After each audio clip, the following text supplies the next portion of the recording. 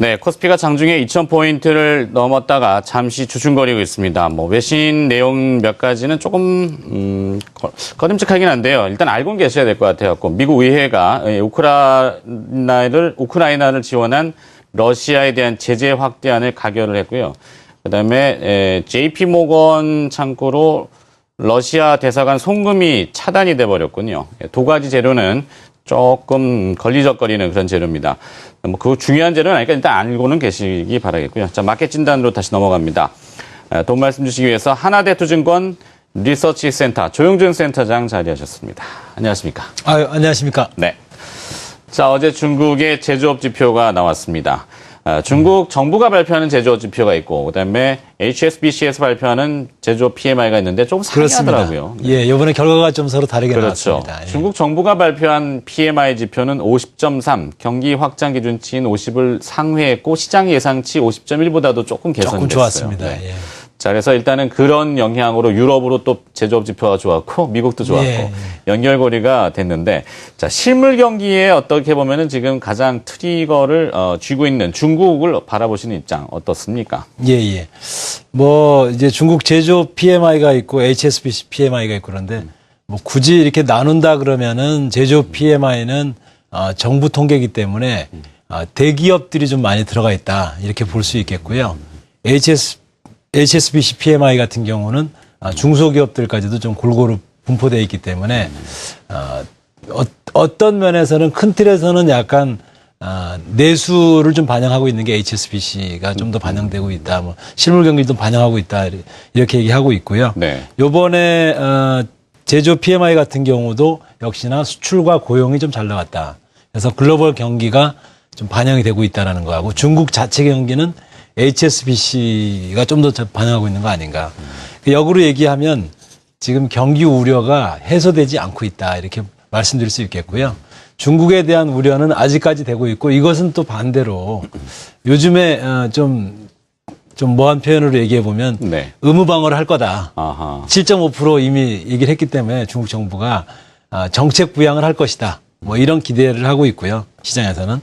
실제로 부동산 개발 업체들에 대한 증자 허용, 또 주요 50대 기업에 대한 우선주 발행 허용, 또 무슨 700만 채의 보장성 주택 건설이라든지 여러 가지 재개발, 또 이런 재정 정책들을 이렇게 확대하고 있습니다. 또 그런 것들이 조금 더 경기 회복이 지연된다 그러면 유동성 확대 정책으로 이어지지 않겠냐라는 기대감도 커지고 있고요. 그래서 저희들이 생각할 때는 중국 경기가 좋지는 않습니다. 하지만 이제는 좀 정책 부양이 나오고 있기 때문에 좀 회복의 그런 기틀을 좀 마련해 가고 있지 않느냐 이렇게 보고 있습니다. 네.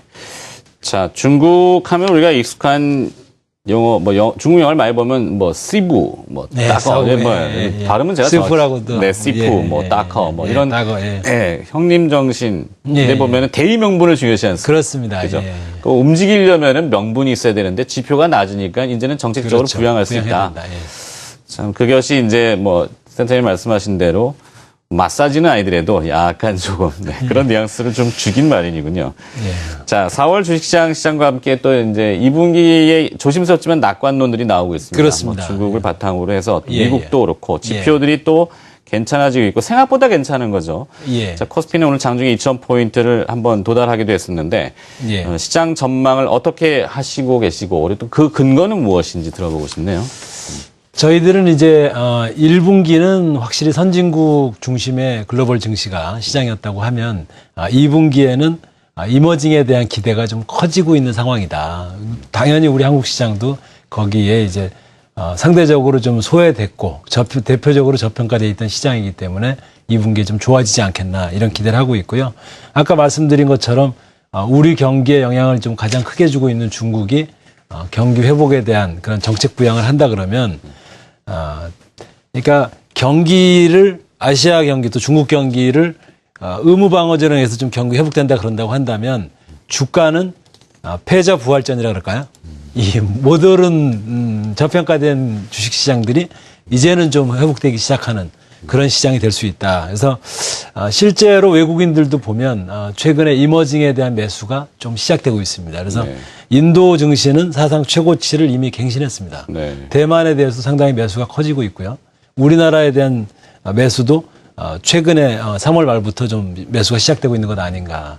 또 우리나라나 대만과 인도의 공통점은 IT 산업이 상당히 발전돼 있다라는 특징도 있고요. 그래서 여러 가지 측면에서는 이제 충분한 저평가가 좀 해소될 수 있는 또 선진국의 고평가를 비교해 볼 때는 충분히 매력적인 수준이 와 있는 또 정책에 대한 경기 부양에 대한 기대감도 커져 있는 뭐 그런 시기다. 그래서 저희들은 조금 2분기는 1분기보다 좋아지는 시기다 이렇게 보고 있습니다. 네, 패자 부활전 요 한마디로 딱 정리가 되는군요. 네. 자, 글로벌 시장에서 제가 나오기 전에 좀 고민해봤습니다. 그러니까요. 쉽게 좀 뭐라고 네. 말씀드릴까요? 이런 표현이 상당히 와닿습니까? 막 어려운 얘기를 복잡하게 섞어놓으면은 사실 그 팩트가 나열이 되지 않습니까? 예. 리서치 센터에서는 이제 그 팩트를 잘 비벼주셔야죠.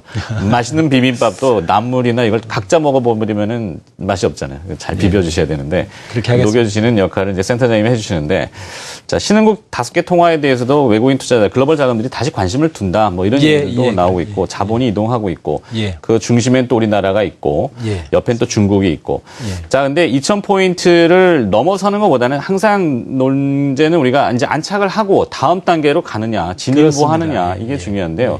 그러기 위한 뭐 필요 충분 조건이라고 해야 될까요? 그런 것들은 또 뭐가 있습니까? 뭐 가장 중요한 건 결국 주가는 또 기업 가치이기 때문에 어닝이라고 봐야 되겠습니다. 네. 결국 어닝이라고 봐야 되겠고 특히 이번 4월은 어닝 시즌이기 때문에 가장 중요한 변수는 이번 4월 어닝 시즌에 기업 실적들이 얼마나 좀 좋아질 거냐.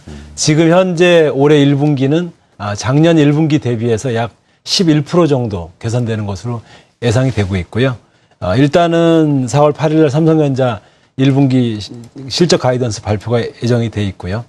또 4월 16일에는 중국의 1분기 GDP 성장률 발표가 있습니다. 그래서 여러 가지 지표들이 지금 발표되고 또 기업들의 실적이 발표되는데 이런 것들이 사실은 또 예상외로 예를 든다면 시장의 기대치를 하회한다. 이러면 사실은 또 주가가 오르기는 쉽지 않을 거고요.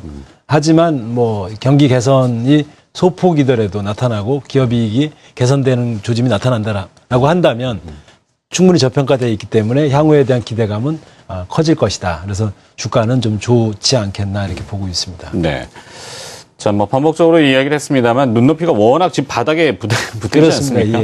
뭐 더 물론 지하로 땅을 파고 내려갈 수도 있겠습니다만 어닝 추정치를 낮춰놓은 상태이기 때문에 실망감만 더 쇼크하게 충격적으로 주지 않는다면은 저평가 국면이 좀 해소될 가능성이 상당히 농후하다 이렇게 보시는군요. 자, 4월 투자는 이 코스닥보다는 대형주 특히 외국인 투자들의 수급이 지금 보강이 되고 있는데요. 자, 이런 의견 수도 상당히 있습니다. 4월에 유망 업종 그리고 투자 전략 이것도 한번 정리해 주시겠습니까? 아무래도 말씀드린 것처럼 이제 어닝 시즌이기 때문에 지금 이번 1분기 어닝 가이던스 이 나오는 것들을 기준으로 보면 업종별로 보면 반도체, 자동차, 철강, 건설, 유틸리티 이런 업종들이 상대적으로 좀 퍼포먼스가 좋은 거로 보고 있고요. 또 말씀하신 것처럼 외국인들의 수급이 호전되고 있기 때문에 대형주들에 대한 저평가가 좀 해소될 수 있다.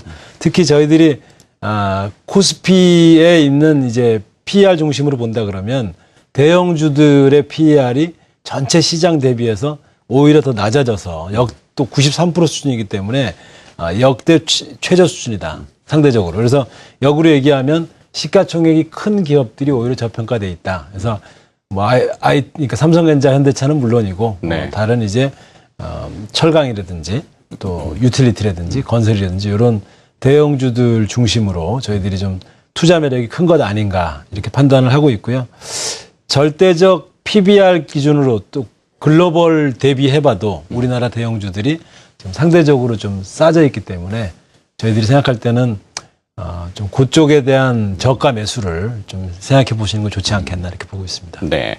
자, 우리가 뭐 올해 들어서 이 비정상의 정상화 이런 화두를 많이 갖지 않습니까? 그렇습니다. 그러니까 실제로 그 PBR이라고 하는 청산 가치나 장부 가치를 밑돌고 있다는 것은 주가가 좀 넌센스다. 그것이 이제 정상으로 바뀌는 과정이다. 이렇게 이해하면 되겠군요. 자, 대형주의 매력도를 말씀하시는 순간 외국인 투자자들은 순매수 규모를 조금 더 넓히는군요. 아, 예. 네, 정윤 센터장님의 힘이 또 발현이 되는 거예요. 별 말씀을. 네. 자, 마켓 진단을 해봤습니다. 하나대투증권 리서치센터 조영균 센터장과 함께했습니다. 고맙습니다. 감사합니다.